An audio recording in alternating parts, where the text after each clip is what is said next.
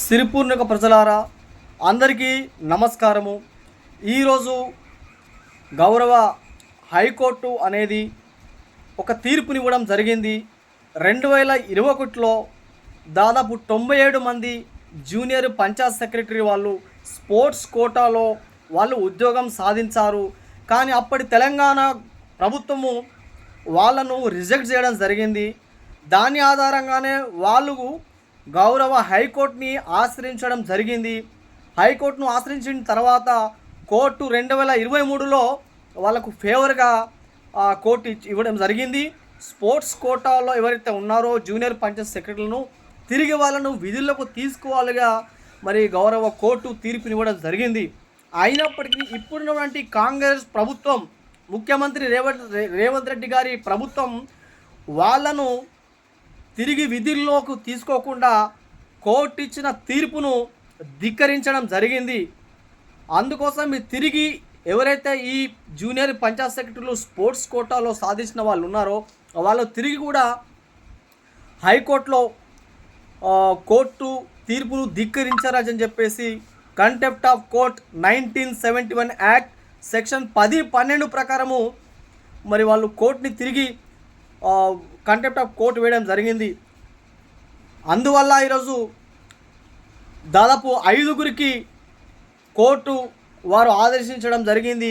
ఎందుకు జూనియర్ పంచాయత్ సెక్రటరీలను విధుల్లోకి ఎందుకు తీసుకోలేదు, ఎందుకు ఆలస్యం చేసినారు, కోర్టు ఇచ్చిన తీర్పును మీరు ఎందుకు అమలు చేయలేకపోయారని చెప్పేసిగా మరి జూలై 8 తారీఖు నాడు న్యాయమూర్తి గారు ఈరోజు విచారణ చేయడం జరిగింది.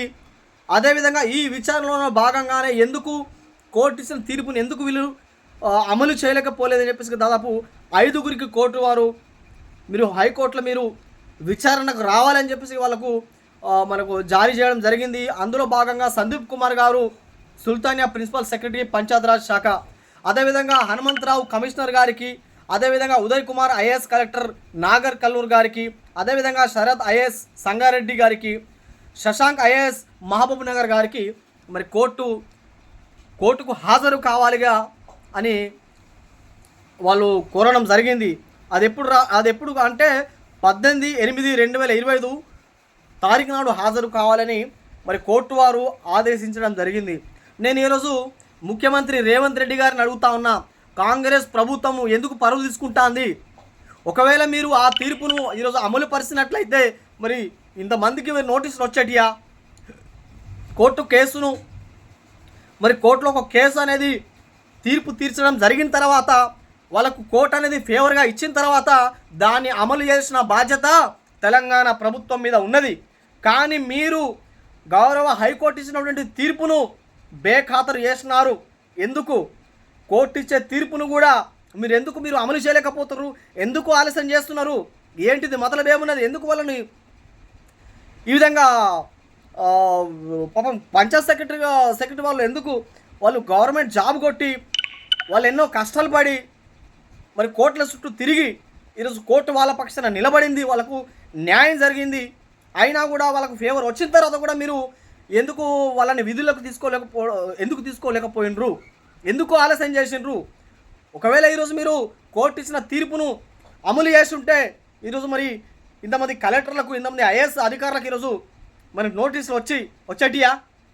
అంటే మీరు ఎందుకు నిష్ఫలం అవుతున్నారు? మీరు అమలు చేయకపోవడం వల్లనే ఈరోజు కోర్టు తీర్పును ధిక్కరించారని చెప్పేసి కంటెంప్ట్ ఆఫ్ కోర్టు కింద వీళ్ళు మళ్ళీ తిరిగి కోర్టులో పిటిషన్ వేయడం జరిగింది. అంటే తెలంగాణ ప్రభుత్వానికి చిత్తశుద్ధి ఉన్నదా? చిత్తశుద్ధి ఉంటే ఈరోజు స్పోర్ట్స్ కోటాలో ఉన్న వీళ్ళ ఇంతమందిని కూడా తిరిగి విధుల్లోకి తీసుకునేవారు. కానీ రేవంత్ రెడ్డి గారు మీ ప్రభుత్వం పరువు పోతున్నది. మీరెందుకు అమలు చేయలేకపోతున్నారు? ఈరోజు అమలు చేయలేకపోవడం వల్లనే ఈరోజు తెలంగాణ ప్రభుత్వం ఏదైతే కాంగ్రెస్ ప్రభుత్వం ఉన్నదో ఈరోజు పరువు అవుతున్నది. దయచేసి ఆలోచించండి. పారదర్శకమైనటువంటి పరిపాలన అందించండి. కోర్టు యొక్క తీర్పును గౌరవించండి. కోర్టు ఇచ్చే ఆదేశాన్ని అమలు చేయండి. అమలు చేయడం వల్ల మీరు ఫెయిల్ కాకండి. ఫెయిల్ అయ్యిండ్రు కాబట్టి ఈరోజు మళ్ళీ కోర్టు కంటెంప్ట్ ఆఫ్ కోర్టు కింద మిమ్మల్ని మీకు ప్రభుత్వానికి ఈరోజు నోటీసులు ఇవ్వడం జరిగింది. ఈ పనిచేస్తున్న వీరి అధికారులకు దయచేసి ఆలోచన చేయండి మిత్రులారా. కాబట్టి ప్రభుత్వము పరుపోయే విధంగా వ్యవహరించకండి. ప్రజలు మీకు ఓట్లేస్తే గెలిపించినారు, పారదర్శకంగా ప్రజలకు మీరు న్యాయం చేయాల్సిందిగా మరి ప్రజలు కోరుతారు. ఇలాంటి పనులు చేయకండి దయచేసి. ప్రభుత్వం రాజ్యాంగంని గౌరవపరుస్తూ రాజ్యాంగంలో ఉన్నటువంటి అన్నీ కూడా రాజ్యాంగబద్ధంగా మీరు నడవాలి.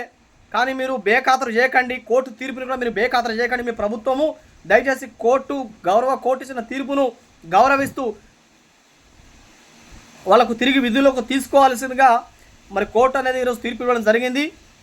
అందుకోసం మిట్లారా కాంగ్రెస్ ప్రభుత్వం అనేది చిత్తశుద్ధి లేదు అనేది ఒక నిదర్శనం. కాబట్టి ఈరోజు మీకు తెలియపరుస్తున్న మిత్రులారా, అందరికీ జై భీమ్.